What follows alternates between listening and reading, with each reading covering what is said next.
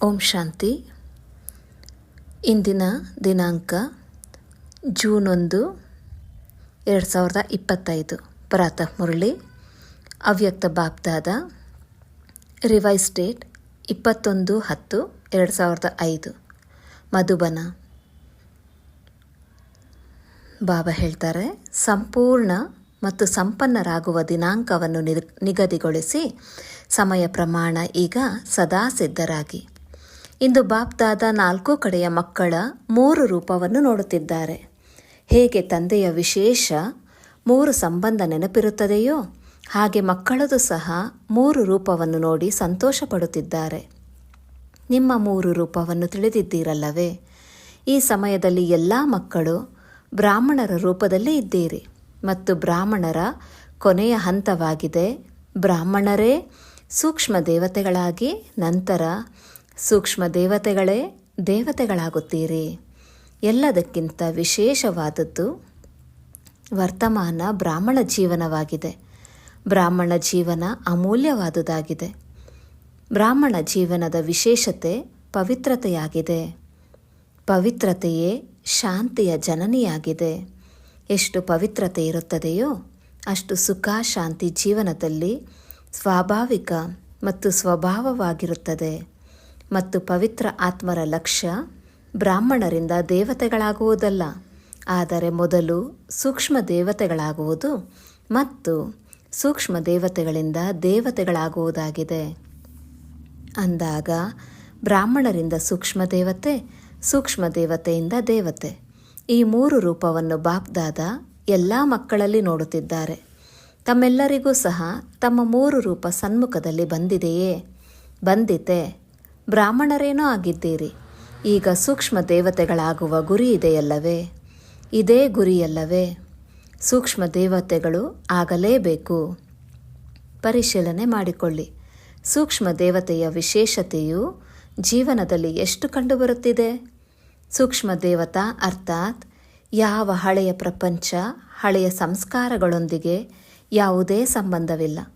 ಸೂಕ್ಷ್ಮ ದೇವತೆ ಅರ್ಥಾತ್ ಕೇವಲ ಸಮಸ್ಯೆಯ ಸಮಯದಲ್ಲಿ ಡಬಲ್ ಲೈಟ್ ಆಗುವುದಲ್ಲ, ಆದರೆ ಸದಾ ಮನಸಾ ವಾಚಾ ಸಂಬಂಧ ಸಂಪರ್ಕದಲ್ಲಿ ಡಬಲ್ ಲೈಟ್ ಆಗಿರುವುದು, ಹಗುರವಾಗಿರುವುದು. ಹಗುರವಾದ ವಸ್ತು ಇಷ್ಟವಾಗುತ್ತದೆಯೋ ಅಥವಾ ಭಾರವಾಗಿರುವ ವಸ್ತು ಇಷ್ಟವಾಗುತ್ತದೆಯೋ? ಯಾವುದು ಇಷ್ಟವಾಗುತ್ತದೆ? ಹಗುರವಾಗಿರುವುದು ಇಷ್ಟವಾಗುತ್ತದೆಯಲ್ಲವೇ? ಸೂಕ್ಷ್ಮ ದೇವತೆ ಅರ್ಥಾತ್ ಎಲ್ಲರಿಗೂ ಇಷ್ಟವಾಗುತ್ತಾರೆ. ಕೆಲವರಿಗಷ್ಟೇ ಅಲ್ಲ, ಅವರು ಸರ್ವರಿಗೂ ಪ್ರಿಯರು ಮತ್ತು ಅಲಿಪ್ತರಾಗಿರುತ್ತಾರೆ. ಕೇವಲ ಪ್ರಿಯರಲ್ಲ, ಎಷ್ಟು ಪ್ರಿಯರೋ ಅಷ್ಟೇ ಅಲಿಪ್ತರು. ಸೂಕ್ಷ್ಮ ದೇವತೆಗಳ ಗುರುತಾಗಿದೆ. ಅವರು ಸರ್ವರ ಪ್ರಿಯರಾಗಿರುತ್ತಾರೆ. ಯಾರೇ ನೋಡುತ್ತಾರೆ, ಯಾರೇ ಮಿಲನ ಮಾಡುತ್ತಾರೆ, ಸಂಬಂಧದಲ್ಲಿ ಬರುತ್ತಾರೆ, ಸಂಪರ್ಕದಲ್ಲಿ ಬರುತ್ತಾರೆಂದರೆ ಇವರು ನನ್ನವರು ಎಂಬ ಅನುಭವ ಮಾಡುತ್ತಾರೆ. ಹೇಗೆ ತಂದೆಯನ್ನು ಎಲ್ಲರೂ ನನ್ನವರೆಂದು ಅನುಭವ ಮಾಡುತ್ತಾರೆ, ಅನುಭವ ಮಾಡುತ್ತೀರಲ್ಲವೇ? ಹಾಗೆಯೇ ಸೂಕ್ಷ್ಮ ದೇವತೆ ಅರ್ಥಾತ್ ಪ್ರತಿಯೊಬ್ಬರೂ ಇವರು ನನ್ನವರೆಂದು ಅನುಭವ ಮಾಡಲಿ, ತಮ್ಮತನದ ಅನುಭವವಾಗಲಿ. ಏಕೆಂದರೆ ಹಗುರವಾಗಿರುತ್ತಾರಲ್ಲವೇ? ಅಂದಾಗ ಹಗುರತೆಯು ಸರ್ವರಿಗೂ ಪ್ರಿಯರನ್ನಾಗಿ ಮಾಡಿಬಿಡುತ್ತದೆ. ಇಡೀ ಬ್ರಾಹ್ಮಣ ಪರಿವಾರವೇ ಇವರು ನನ್ನವರೆಂದು ಅನುಭವ ಮಾಡಲಿ. ಭಾರೀತನವಿರಬಾರದು. ಸೂಕ್ಷ್ಮ ದೇವತೆಯ ಅರ್ಥವೇ ಆಗಿದೆ ಡಬಲ್ ಲೈಟ್. ಸೂಕ್ಷ್ಮ ದೇವತಾ ಅರ್ಥಾತ್ ಸಂಕಲ್ಪ, ಮಾತು, ಕರ್ಮ, ಸಂಬಂಧ ಸಂಪರ್ಕದಲ್ಲಿ ಬೇಹದ್ದಿನದಾಗಿರಲಿ. ಮಿತವಾಗಿರಬಾರದು. ಎಲ್ಲರೂ ನಮ್ಮವರೇ ಮತ್ತು ನಾನು ಎಲ್ಲವರನಾಗಿದ್ದೇನೆ. ಎಲ್ಲಿ ಹೆಚ್ಚು ನಮ್ಮದು, ನಮ್ಮವರು ಎನ್ನುವುದು ಇರುತ್ತದೆಯೋ ಅಲ್ಲಿ ಹಗುರತೆ ಇರುತ್ತದೆ. ಸಂಸ್ಕಾರವೂ ಸಹ ಹಗುರತೆ ಇರುತ್ತದೆ. ಅಂದಾಗ ಸೂಕ್ಷ್ಮ ದೇವತಾ ಸ್ಥಿತಿಯನ್ನು ಎಷ್ಟು ಪರ್ಸೆಂಟ್ನಲ್ಲಿ ತಲುಪಿದ್ದೇನೆ ಎಂದು ಪರಿಶೀಲನೆ ಮಾಡಿಕೊಳ್ಳಬೇಕು. ಪರಿಶೀಲನೆ ಮಾಡಿಕೊಳ್ಳುವವರೂ ಆಗಿದ್ದೀರಿ, ಪರಿವರ್ತನೆ ಮಾಡಿಕೊಳ್ಳುವವರೂ ಆಗಿದ್ದೀರಿ. ಶುಭಾಶಯಗಳು. ಬಾಪ್ದಾದಾರವರ ಶುಭ ಆಸೆಯಾಗಿದೆ. ಈಗ ಸಮಯವನ್ನು ನೋಡುತ್ತಾ ಯಾರು ತನ್ನನ್ನು ಮಹಾರಥಿ ಎಂದು ತಿಳಿದಿದ್ದೀರಿ ಅವರ ಸ್ಥಿತಿಯು 95% ಇರಬೇಕು. ಯಾರೋ 98% ಆಗುತ್ತೇವೆಂದು ಹೇಳಿದ್ದಾರೆ. ಬಾಬಾ ಹೇಳುತ್ತಾರೆ, ಶುಭಾಶಯಗಳು.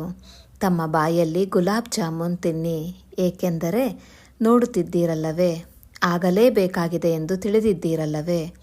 ಆಗುತ್ತದೆ ಎಂದಲ್ಲ, ಆಗಲೇಬೇಕಾಗಿದೆ. ಗೇ ಎಂದಲ್ಲ, ಆಗುತ್ತದೆ. ನೋಡುತ್ತೇವೆ, ಪ್ರಯತ್ನ ಪಡುತ್ತೇವೆ. ಈ ಭಾಷೆಯನ್ನು ಈಗ ಪರಿವರ್ತನೆ ಮಾಡಿಕೊಳ್ಳಿ. ಏನೆಲ್ಲ ಸಂಕಲ್ಪ ಮಾಡುತ್ತೀರೋ ಶೇಕಡ ಎಷ್ಟು ಮತ್ತು ಸಫಲತಾಪೂರ್ವಕವಾಗಿದೆ ಎಂದು ಪರಿಶೀಲನೆ ಮಾಡಿಕೊಳ್ಳಿ. ಈಗ ಪರಿಶೀಲನೆ ಮಾಡಿಕೊಳ್ಳುವುದರ ತೀವ್ರತೆಯನ್ನು ಹೆಚ್ಚಿಸಿಕೊಳ್ಳಿ. ಮೊದಲು ಪರಿಶೀಲಿಸಿ, ನಂತರ ಕರ್ಮದಲ್ಲಿ ತನ್ನಿ.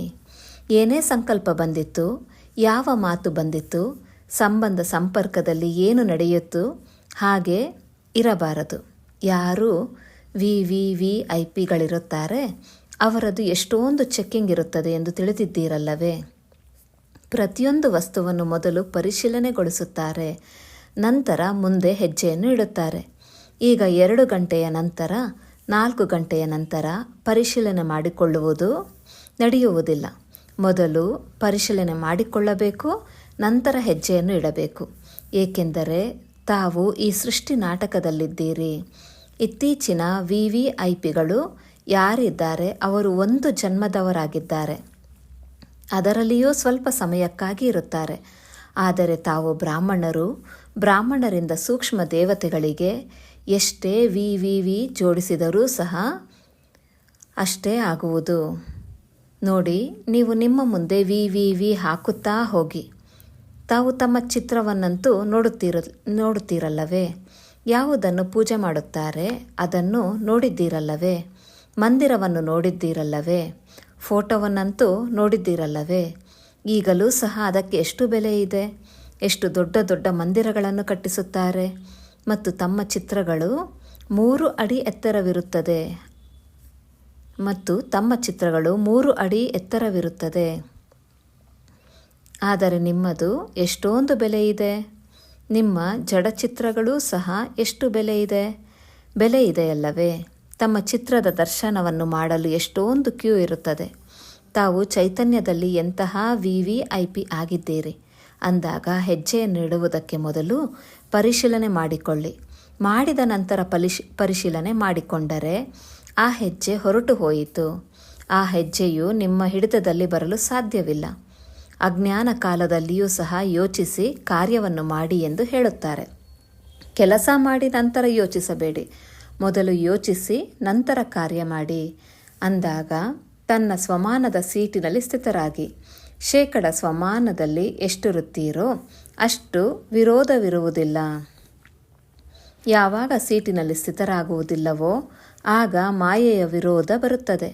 ಈಗ ಬಾಪ್ ದಾದಾರವರ ಪ್ರಶ್ನೆಯಾಗಿದೆ, ಎಲ್ಲರ ಲಕ್ಷ್ಯ ಸಂಪೂರ್ಣವಾಗುವುದಾಗಿದೆ, ಸಂಪನ್ನರಾಗುವುದಾಗಿದೆ. ಸಂಪೂರ್ಣರಾಗುವ ಗುರಿ ಇದೆಯೇ ಅಥವಾ ಸ್ವಲ್ಪ ಸ್ವಲ್ಪ ಆಗುವುದಿದೆಯೇ? ಗುರಿ ಇದೆಯೇ? ಎಲ್ಲರಿಗೂ ಗುರಿ ಇದೆ ಎಂದರೆ ಕೈಯನ್ನೆತ್ತಿ. ಸಂಪೂರ್ಣರಾಗುವುದು ಒಳ್ಳೆಯದು. ಎಲ್ಲಿಯ ತನಕ?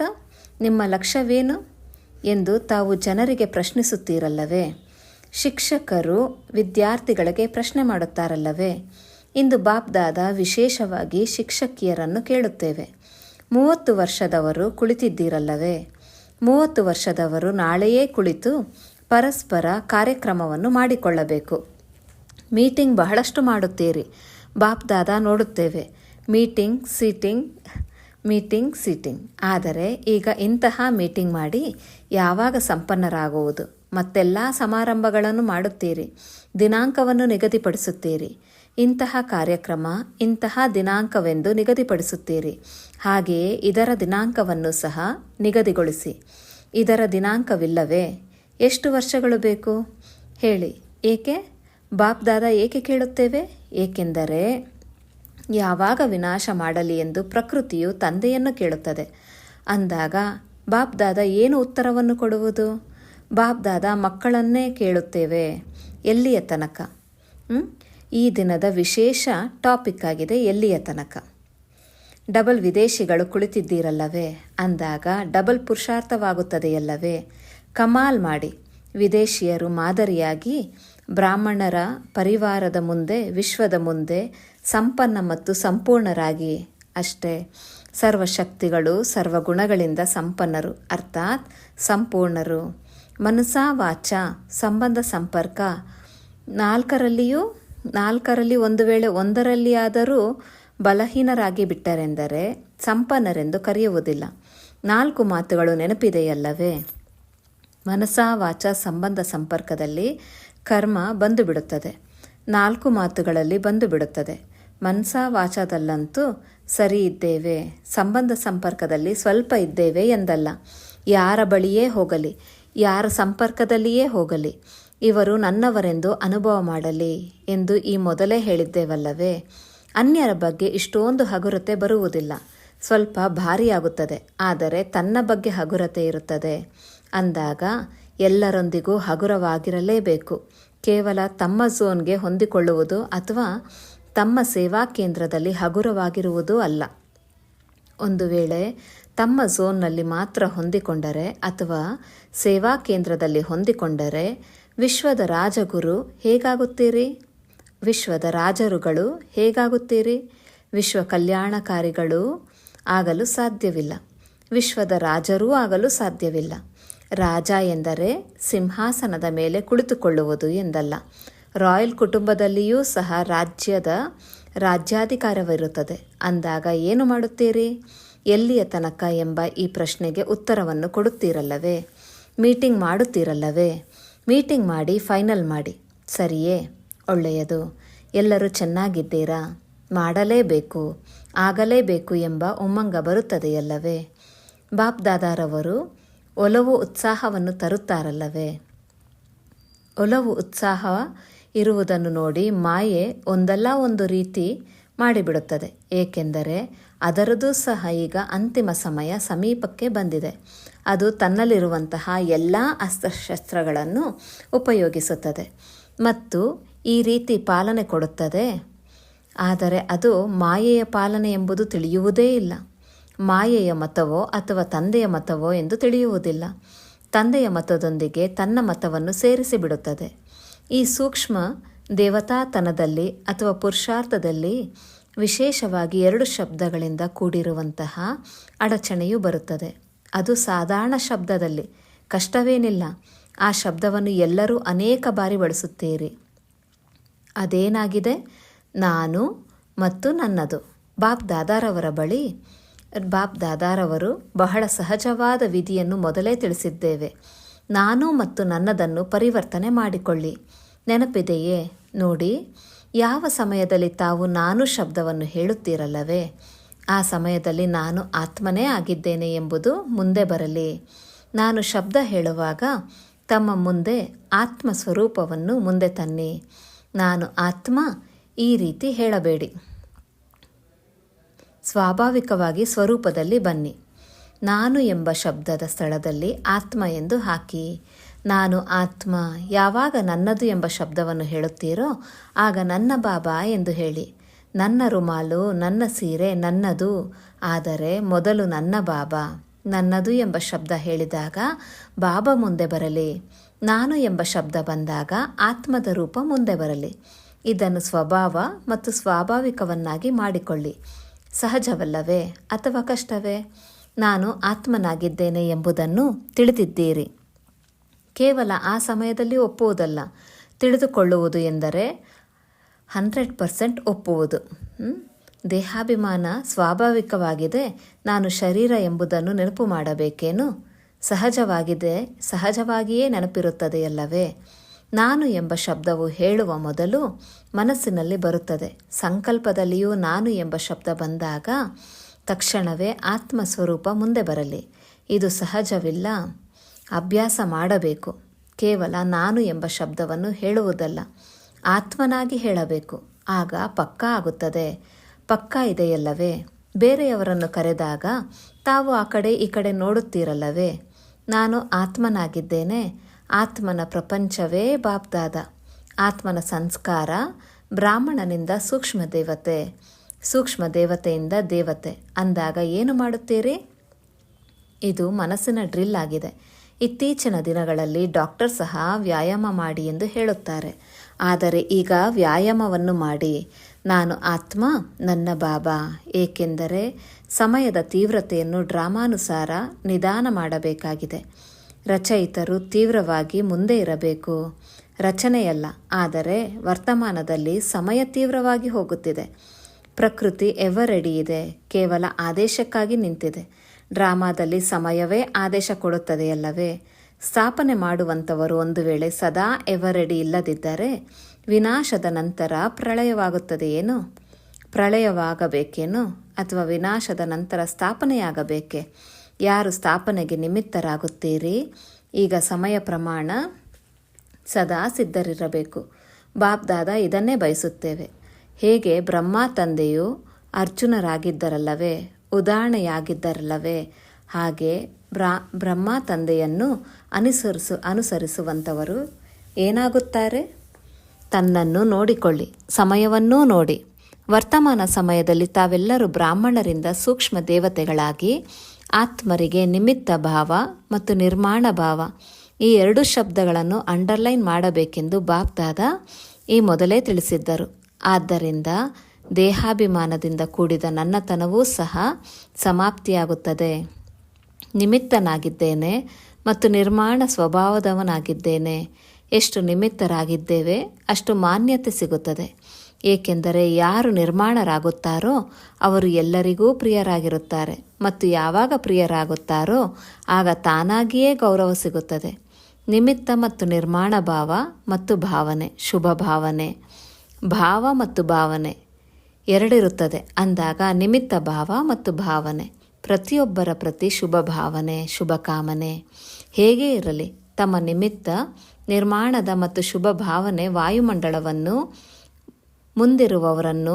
ಮುಂದಿರುವವರನ್ನು ವೈಬ್ರೇಷನ್ನಿಂದ ಬದಲಾವಣೆ ಮಾಡಿಬಿಡುತ್ತದೆ. ಕೆಲವು ಮಕ್ಕಳು ಆತ್ಮಿಕ ವಾರ್ತಾಲಾಪದಲ್ಲಿ ಹೇಳುತ್ತಾರೆ, ನಾವು ಒಂದು ತಿಂಗಳಿನಿಂದ ಶುಭ ಭಾವನೆಯನ್ನು ಇಡುತ್ತಿದ್ದೇವೆ. ಅವರು ಬದಲಾವಣೆ ಆಗುವುದೇ ಇಲ್ಲವೆಂದು ನಂತರ ಸುಸ್ತಾಗಿ ಬಿಡುತ್ತಾರೆ, ಹೃದಯ ವಿದೀರ್ಣರಾಗಿ ಬಿಡುತ್ತಾರೆ.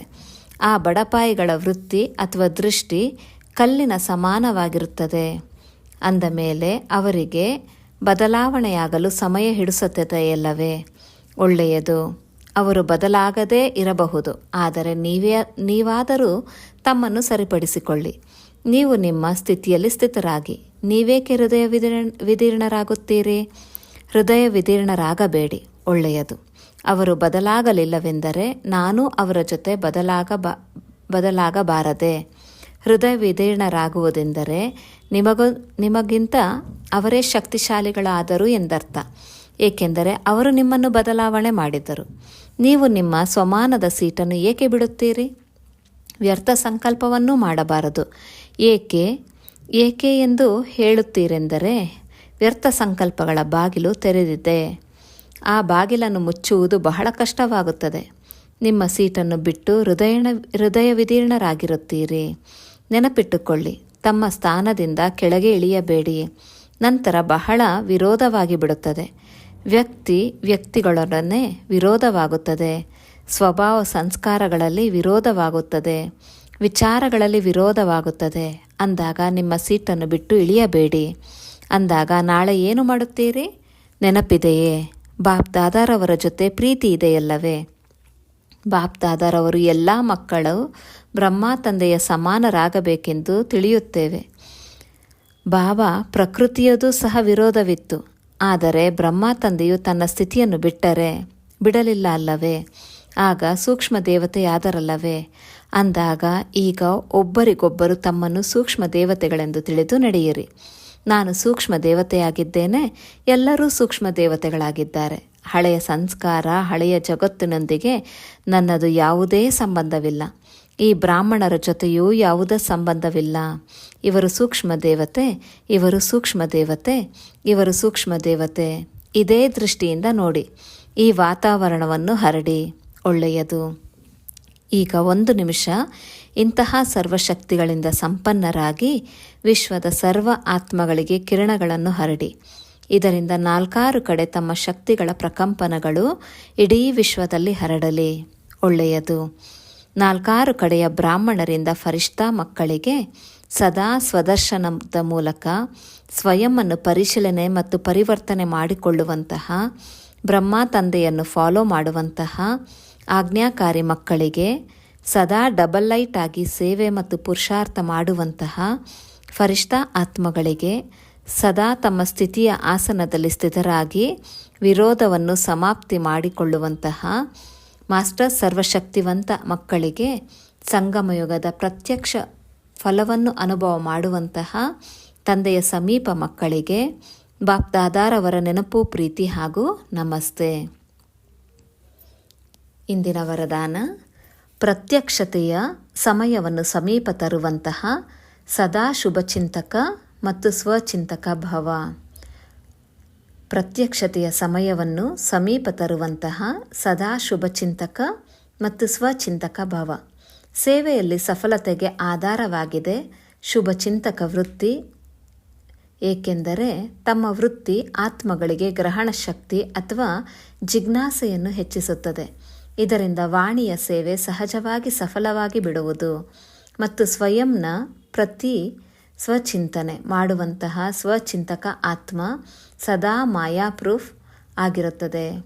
ಯಾರದೇ ಬಲಹೀನತೆಗಳನ್ನು ಗ್ರಹಣ ಮಾಡುವುದರಿಂದ ವ್ಯಕ್ತಿ ಮತ್ತು ವೈಭವದ ಆಕರ್ಷಣೆಯಿಂದ ಪ್ರೂಫ್ ಆಗಿರುತ್ತಾರೆ. ಆದ್ದರಿಂದ ಈ 2 ವರದಾನಗಳನ್ನು ನಿಮ್ಮ ಜೀವನದಲ್ಲಿ ಕಾರ್ಯರೂಪದಲ್ಲಿ ತನ್ನಿ. ಆಗ ಪ್ರತ್ಯಕ್ಷತೆಯ ಸಮಯ ಸಮೀಪ ಬರುವುದು. ಸ್ಲೋಗನ್: ತಮ್ಮ ಸಂಕಲ್ಪಗಳನ್ನೂ ಸಹ ಅರ್ಪಣೆ ಮಾಡಿದಾಗ ಸರ್ವ ಬಲಹೀನತೆಗಳು ಸ್ವತಃವಾಗಿಯೇ ದೂರವಾಗಿ ಬಿಡುತ್ತದೆ. ಅವ್ಯಕ್ತ ಸೂಚನೆಗಳು: ಆತ್ಮಿಕ ಸ್ಥಿತಿಯಲ್ಲಿರುವಂತಹ ಅಭ್ಯಾಸ ಮಾಡಿ ಅಂತರ್ಮುಖಿಯಾಗಿರಿ. ಪರಮಾತ್ಮ ಪ್ರೀತಿಯ ಅನುಭವ ಮಾಡುವುದಕ್ಕಾಗಿ ಅಂತರ್ಮುಖಿಯಾಗಿ ಈ ದೇಹದಿಂದ ಭಿನ್ನ ದೇಹಿ ರೂಪದಲ್ಲಿ ಸ್ಥಿತರಾಗಿ ಇದರ ಅಭ್ಯಾಸವನ್ನು ಹೆಚ್ಚು ಮಾಡಿಕೊಳ್ಳಿ. ಸದಾ ಅಂತರ್ಮುಖತೆಯ ಗುಹೆಯಲ್ಲಿ ಇರಿ. ಆಗ ಹಳೆಯ ಪ್ರಪಂಚದ ವಾತಾವರಣದಿಂದ ದೂರವಾಗುತ್ತಾ ಹೋಗುವಿರಿ. ವಾತಾವರಣದ ಪ್ರಭಾವದಲ್ಲಿ ಬರುವುದಿಲ್ಲ. ಓಂ ಶಾಂತಿ.